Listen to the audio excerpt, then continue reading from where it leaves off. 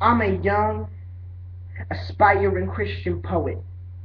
That's my identity. That's what I find myself in. Now I ask you, what's yours? How do you describe yourself to others? Do you say I'm a good mother, a great brother, someone who used to be innocent but is now caught under the gutter? You see, your identity can be the one thing that stabilizes you under the stresses and struggles that is culture and economy. It's a dog-eat-dog world out there, and you're just chopped liver. No one cares if you can deliver a punching, poetically justified verse. No one cares if you're a giver of love and affection, care and comprehension, time and attention. No one cares if you feel like you're swimming up a river every day of your life, like you don't get any rest. Why? Because you work all night. You're getting pushed down. You never think you're gonna see the light, and you don't know if you're gonna turn left or turn right.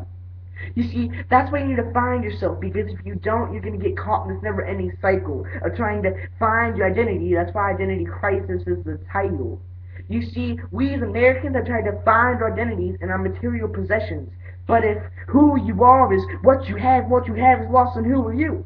That's why you need to find your identity in you and not the things you love. Keep it with priorities, but don't find your identity in someone else, because you never know when they're gonna be gone. I mean, am I right or am I wrong? But even if you walk that lonely road that Green Day, you're still gonna have you. You're still gonna know who you are. It doesn't matter if you're near or far, whether you're riding a bike or driving a car, whether you're a king like Mufasa or a villain like Scar. It doesn't matter if you're praying in a church or drinking in a bar. It doesn't matter if you love the rocks or love the stars, whether you're drinking juice or smoking a cigar. You got to know who you are. So do one thing. Find yourself, your strengths, weaknesses, your opportunities, your threats. Are you someone who would be found at school learning, or at the horse races placing bets? Do you like the Dolphins, Buccaneers, 49ers, or the Jets? Are you someone who would be found in school learning, at your house watching TV, or in the park playing chess?